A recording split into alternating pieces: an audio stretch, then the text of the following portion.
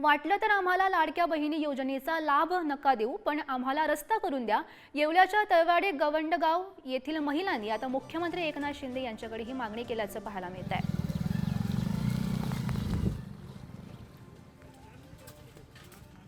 आमचा देवाणा तलवाडा रोड येतो, आम्हाला क्लिअर पाहिजे।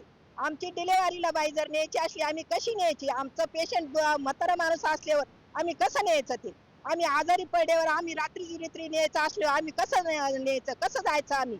आम्हाला एवढीच विनंती आहे का आम्हाला हा रस्ता आम्हाला क्लिअर करून द्यावा।